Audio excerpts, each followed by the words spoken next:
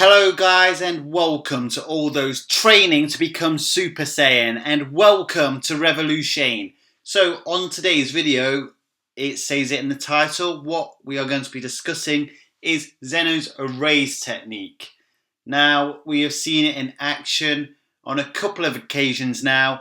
The first time when future Zeno wiped out all the future universes when Zamasu had pretty much polluted that whole timeline with his essence. And then more recently in the Tournament of Power, when Universe 9 was eliminated, the two Zenos literally lifted their arms aloft and held a white orb-like thing together and literally disintegrated the Universe 9 macrocosm, as well as the God of Destruction, who was still seated in the arena with the God of Creation Ro and all the competitors of Universe 9. The reason I think this is significant is because of the manner of which he did it. He didn't send a giant ball of energy at the universe. He didn't clash them together and cause shockwaves from the impact.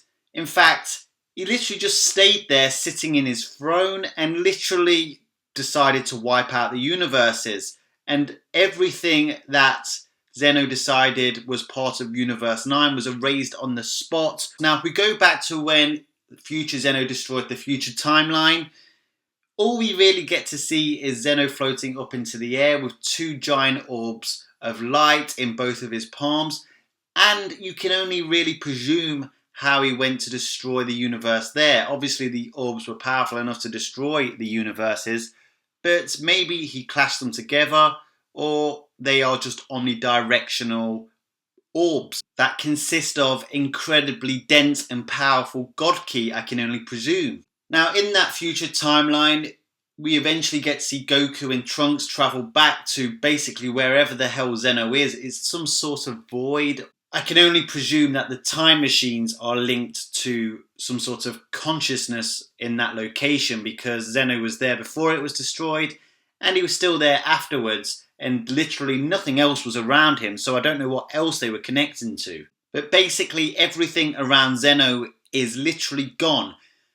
In the case with the Tournaments of Power, we see when Whis looks into his staff, the Universe 9 macrocosm is gone, presuming the model of that universe works exactly the same as the Universe 7 model. That was gone, and as said before, so was the God of Destruction and the God of Creation and all its participants.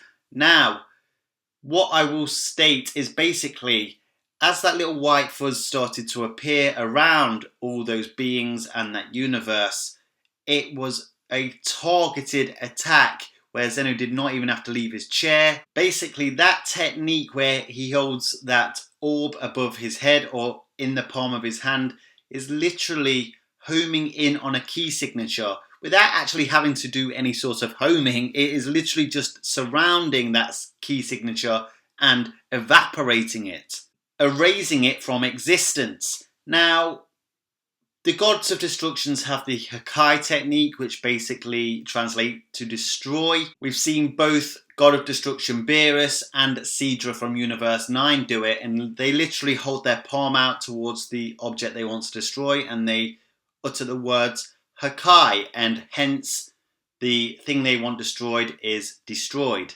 So what I put forward to you is this, is as soon as that orb of light appears in the palm of Zeno's hand, whatever he is thinking of becomes linked to the orb in his hand, and that orb destroys what Zeno is thinking of destroying. It just simply makes the Omni King a completely different proposition if you were to face him. If he can just hold a ball of energy and think of you and literally destroy you and erase you from existence on the spot, what chance do you stand? There would literally be no point in opposing him unless you can come up with some sort of way to counter that attack, which you would have to know about it beforehand. And this could explain why Zeno is so revered by the likes of the Daishinkan, the angels, the gods of destructions, and even Zeno's gods, who all appear to be terrified of Zeno. Zeno doesn't exactly come across as a martial artist or a combatant or fighter in that regard, but if he can literally hold an energy ball and think you out of existence. You can't combat that. And something that could also give credence to this is the fact that Beerus says that Zeno-sama, the king above all, can literally wipe out all 12 universes in a blink of an eye. Is it because he's literally thinking them out of existence? The fact that Zeno's erasure orb can literally lock onto a key of whatever Zeno's thinking of destroying and erase it, man, that makes Zeno absolute beast mode. It took Zeno very, very little effort to destroy Universe 9, and he did it with a smile on his face. It was savage, it was unnerving. Now, in terms of the future Zeno, when he destroyed the future timeline, I have a video on why he actually destroyed more universes than what we perceived he did. That video is called Why Zeno is Stronger Than You Think, but Not Omnipotent. I'll link it at the end of the video. Zeno's erasure move was so accurate at locking onto the target that it didn't erase anything around them. It just erased what it was intended to erase.